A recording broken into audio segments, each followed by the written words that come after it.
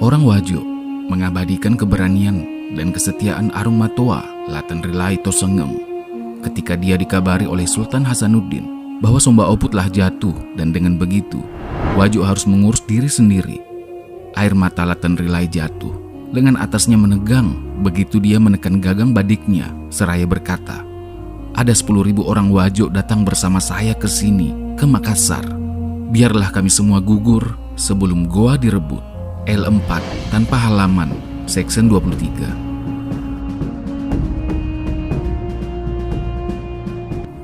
Setelah benteng Ujung Pandang direbut oleh Arung Palaka dan Spilman, maka diadakanlah perjanjian antara Goa dan VOC pada tanggal 13 November 1667. Banyak para pemimpin di Goa yang tidak menyetujui perjanjian itu.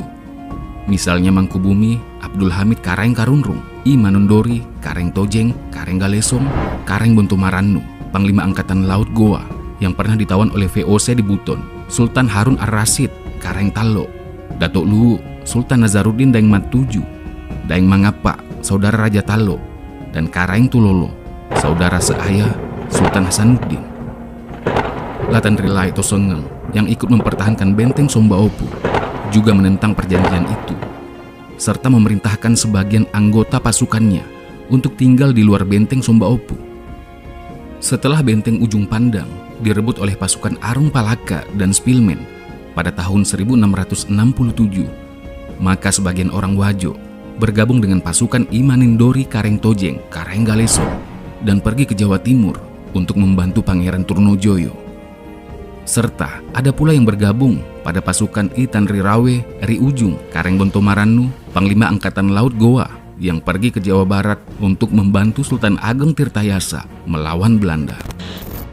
Dalam sebuah serangan yang tidak menyertakan pasukan Goa karena mereka terikat pada perjanjian Bungaya, dan oleh karena persenjataan pasukan VOC jauh lebih lengkap daripada penyerang, maka orang-orang Wajo dan Melayu berhasil dipukul mundur dan melarikan diri. Sebagian pasukan Wajo kemudian membuka perkampungan di Samarinda di bawah pimpinan Daeng Siteba. Turunan mereka lah di kemudian hari menjadi tulang punggung kekuatan Peta Torawe, saudara seayah Peta Tosi Bengarong dan Peta Tosi Angka, putra Arung Peneki, Trons 1888, berperang melawan Belanda di Kalimantan Timur serta Kalimantan Selatan. 5 hari sebelum Sultan Hasanuddin mengundurkan diri dari jabatannya sebagai Raja Goa, beliau kemudian menasehati Laten Rilai Tosengeng yang juga merupakan menantu beliau agar ia kembali saja ke Wajo dan supaya masih ada benih-benih perjuangan di kemudian hari guna melawan Belanda.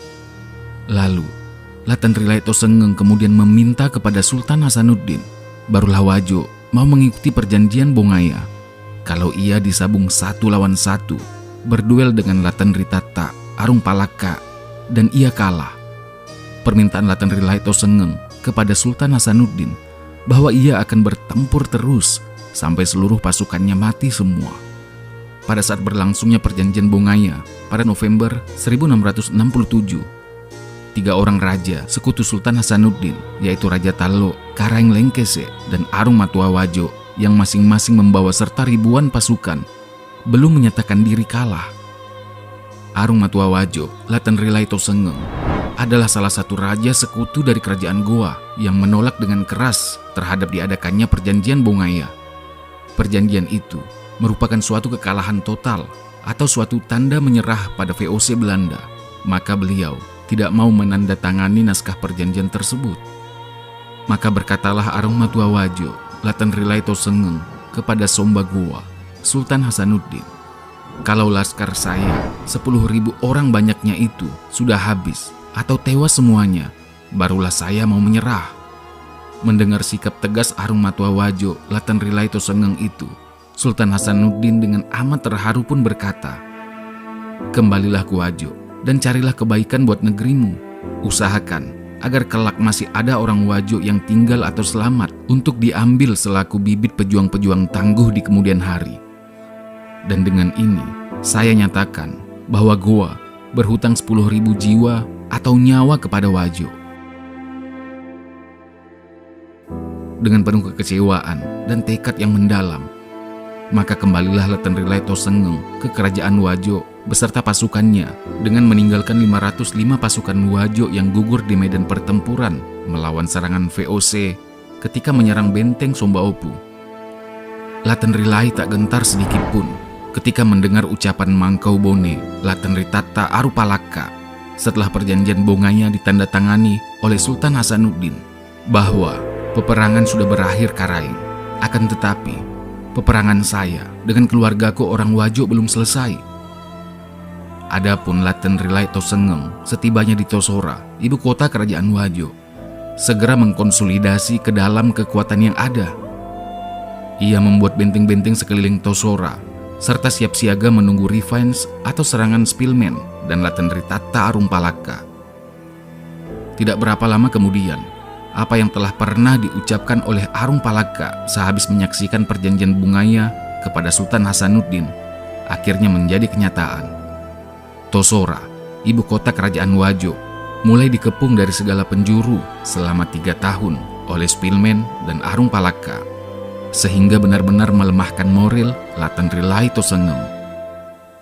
Tidak berapa lama kemudian, dalam tahun 1670, Arumpalaka melakukan serangan besar-besaran yang tak kalah hebatnya, tak kalah menyerang benteng Barombong dan benteng Sombaopu.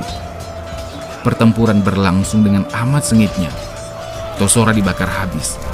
4 hari 4 malam berlangsung pertempuran terus-menerus, di mana kedua belah pihak mengalami ribuan jiwa korban meninggal. Ibu kota kerajaan Wajo telah menjadi lautan darah sekaligus lautan api.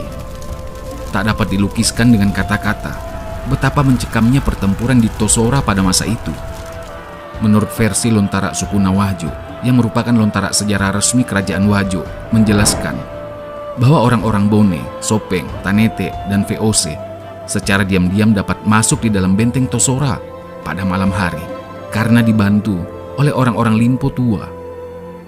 Lalu, mereka membakar gedung penyimpanan Mesiu. Terjadilah kebakaran hebat di dalam benteng Tosora yang juga mengakibatkan letusan hebat, dan gugurlah Laten Rilai Tosengeng bersama 997 orang pasukannya. Laten Rilai Tosengeng yang menjadi Arum Matua Wajo selama 20 tahun 8 bulan, kemudian diberi gelar Anumerta, Matin Roe, Risalekona, Empe Lainge, Musukna, atau yang gugur di bentengnya.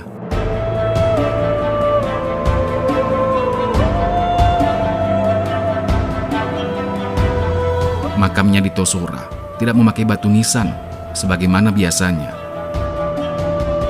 Tetapi 2 buah meriam besar ditanam di sana sebagai tanda kepahlawanannya.